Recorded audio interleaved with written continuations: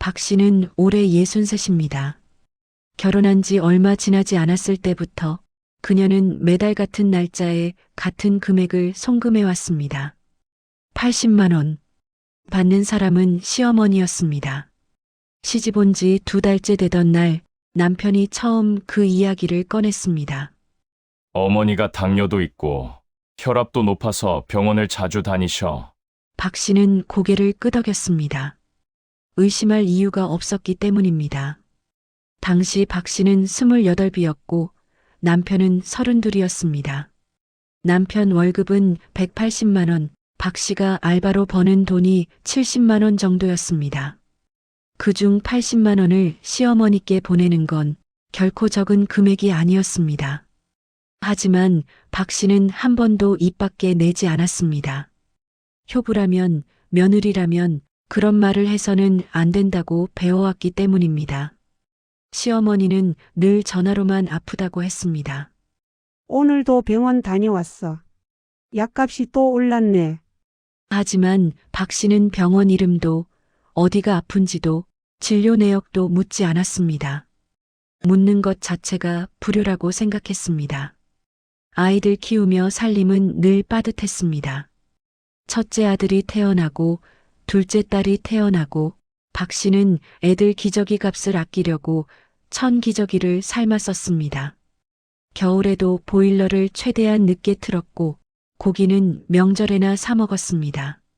그래도 매달 25일이 되면 박 씨는 어김없이 80만 원을 송금했습니다. 자신이 몸이 안 좋아 병원에 가야 할 때도 어머니 병원비 먼저 보내야지. 그렇게 중얼거리며 참았습니다. 어느 해 겨울 박 씨는 심한 복통으로 쓰러질 뻔했습니다. 자궁근종이었습니다. 의사는 수술을 권했지만 박 씨는 고개를 저었습니다. 일단 약으로 버텨볼게요.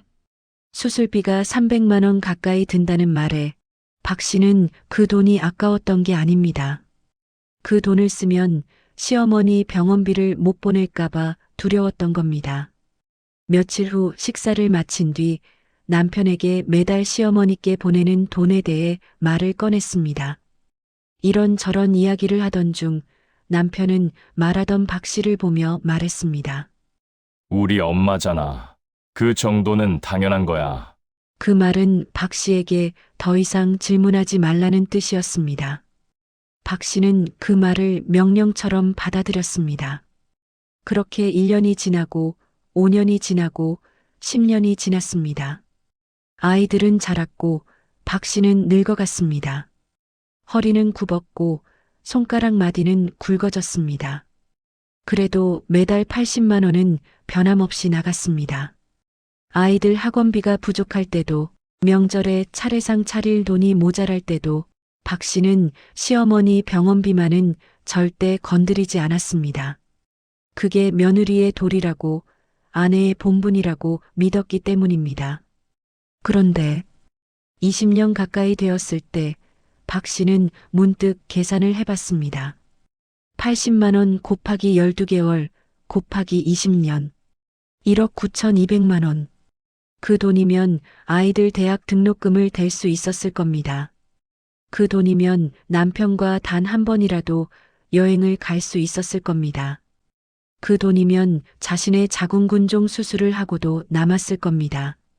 하지만 박 씨는 그런 생각을 곧 지워버렸습니다. 아니야. 어머니 병원비인데. 이런 생각을 하면 안 돼. 스스로를 나무라며 박 씨는 다시 살림에 집중했습니다. 25년이 지났을 때 시어머니는 여전히 전화로 말했습니다. 요즘 몸이 영 안 좋아. 병원 가는 날이 더 많네. 박 씨는 걱정스러운 목소리로 답했습니다. 어머니 몸조리 잘하세요.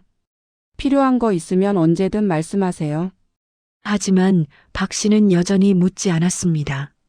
어느 병원에 다니시는지, 무슨 약을 드시는지, 정확히 어디가 아프신지. 30년이 지났을 때 박 씨는 60이 되었습니다. 아이들은 모두 결혼해서 독립했고 박 씨는 남편과 단둘이 살게 되었습니다. 그리고 여전히 매달 25일이면 80만 원이 시어머니 통장으로 들어갔습니다. 30년간 보낸 돈을 계산하면 2억 8,800만 원. 거의 3억에 가까운 돈이었습니다. 하지만 박 씨는 단 한 번도 그 돈이 정말 병원으로 가고 있는지 확인하지 않았습니다. 시어머니를 의심하는 건 며느리가 할 짓이 아니라고 생각했기 때문입니다. 남편을 의심하는 건 아내가 할 짓이 아니라고 믿었기 때문입니다. 박 씨는 그저 착하게 살면 되는 줄 알았습니다. 묻지 않고 의심하지 않고 그저 주어진 역할을 다하면 되는 줄 알았습니다. 그런데 그 믿음이 산산조각 나는 날이 왔습니다.